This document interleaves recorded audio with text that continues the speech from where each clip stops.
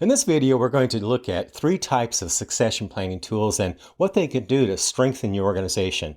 So if you're interested in increasing your organization's performance, improving its sustainability, ensuring leadership continuity, and making sure that your board has a game plan for when your chief executive eventually decides to leave the role, stick around because these tools do all of those things and more. Hi, I'm Don Tebby, and over the past 25 years, I've helped hundreds of nonprofit leaders plan for and manage CEO succession and navigate other big changes and transitions in their leadership journey. You know, the term succession planning means different things to different people, so let's start off with just a really brief definition.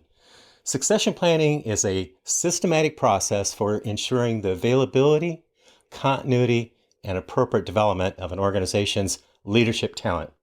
Systematic means that the planning process is proactive. Appropriate plans are in place and they're kept up to date. And the planning keeps pace with the organization's evolving leadership needs and team changes.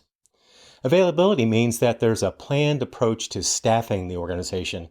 Ideally, people are being prepared to step up into new or expanded roles. And the organization has a robust recruitment and onboarding process. And continuity means that the organization has practices that ensure minimal downtime when a key leader is absent or leaves the organization. People are designated as backups for these critical positions, and those backups are ready to step in for a colleague when needed because they've been cross-trained on that role. Also, the organization has a good handoff practices in place when staff members leave the position.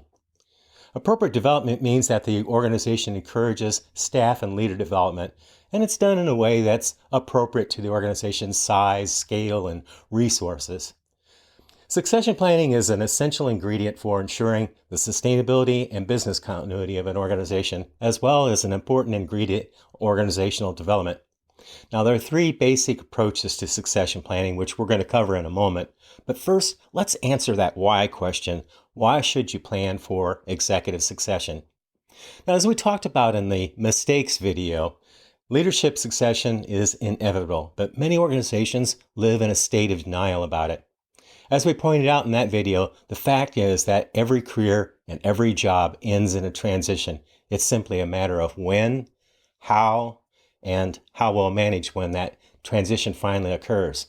And succession planning is all about making sure that how well managed question isn't left to chance. How your organization manages turnover in its leadership positions, particularly in the CEO slot, has huge implications for its performance and ongoing sustainability. But getting succession planning conversations started can be difficult. Boards and executives avoid talking about succession planning for a variety of reasons. Now, to help get beyond this inertia of avoidance, let's look at the benefits of succession planning. Benefit number 1, avoid the risk of unplanned absences. Succession planning can help make sure that your organization doesn't take a performance hit if there's an unplanned absence of a key person by ensuring that there's a cross-trained backup to step into that role temporarily for a colleague. Benefit number 2, build organizational sustainability. Succession planning can help you strengthen your management team in other critical areas. Benefit number 3, better leadership transitions. Succession planning can help you develop a more orderly exit process and create handoff plans and onboarding procedures that help new leaders get off to a faster start. Benefit number 4, fuel organizational performance. Succession planning can help you sharpen your perspective about your organization's future leadership needs so that you can do a better job at recruitment, retention, and leader development. Okay, now let's take a closer look at each of those 3 tools and why you might want to consider using them in your organization. First up is backup planning, or what I like to call succession essentials. Now, this approach involves getting 2 essential documents in place in your organization: a board-adopted succession policy for the CEO position and an executive backup plan for at least the CEO, but ideally all of your management positions. The succession policy outlines the principles and procedures that the board will follow in managing the CEO transition when the current executive eventually decides to leave the role. And the backup plan ensures continuous coverage of the executive's key functions by making sure that there's a cross-trained individual ready to step in as the backup in the event of the executive's absence. A backup plan also details how the board would manage short and long-term unexpected absences. Now, together these two documents are the foundation for ensuring leadership continuity in the CEO position and beyond. I call them succession essentials because these are essential good management tools that every nonprofit should have in place regardless of its size. So why would you want to consider using this tool? Well, first of all, working on succession essentials is a great way to break the ice about succession planning. Succession planning is still a touchy subject in far too many organizations, and working on succession essentials is a great way to get beyond that inertia avoidance that we talked about earlier. Second, these plans mean better managed transitions. In the case of the CEO position, ensuring that your board understands leadership succession and has a plan to manage the process when your chief executive eventually decides to leave the role, and they will at some point. Managing CEO turnover is one of the board's most important responsibilities and probably their least understood job. The succession policy will help the board better understand this critical responsibility. Third, working on these plans can strengthen the organization by opening up a dialogue about management bench depth, delegation of duties from an overburdened CEO, organizational sustainability, and other capacity building opportunities. Finally, these are just good management tools. Leadership transitions are inevitable, and the best, most well-managed nonprofits don't leave this question of leadership continuity to chance. They have these tools in place, and now you can too. To learn more about succession essentials and how easy they are to put in place, download a copy of my free guide to succession essentials.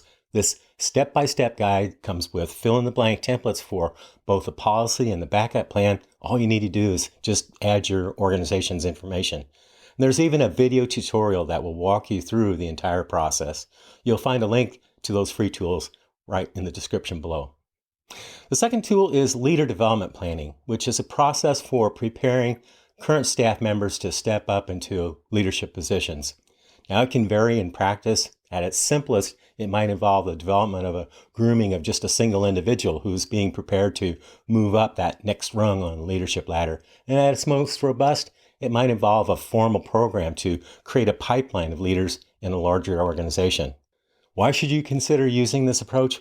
Well, first of all, focusing on leader development introduces a level of vibrancy into the organization and can have a huge positive impact on staff morale. One survey found that over half of nonprofit staff members believe that they need to leave their current organization in order to advance. And 2/5 of them said that their nonprofit doesn't do a good job of promoting from within. In today's tight talent market, that's just not tenable. Second, 90% of everything that you need for leadership development is readily at hand and won't cost you a dime. You know, there are two big myths about leader development, that it's too costly and that it's only for the big guys, and neither of those are true. All it takes is a little bit of savvy and a time commitment. In fact, in a future video, I'll be showing you how to do leader development in just about any organization of any size with little or no budget. Hit the subscribe button to stay tuned for that video. The third tool is departure-defined succession planning, or what I call exit planning. It's a useful approach for preparing for a planned departure when the executive's anticipated departure date is known well in advance. This might involve a retirement or another situation where the departing executive will know or have an inkling that they're planning to leave in the relatively near future.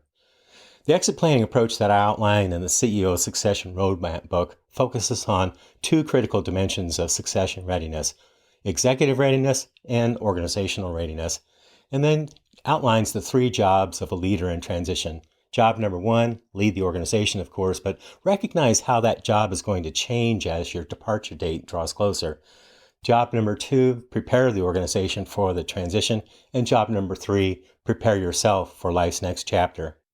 It also covers succession readiness in three critical areas: the organization overall, making sure that the organization is stable and ready to work effectively with a new CEO.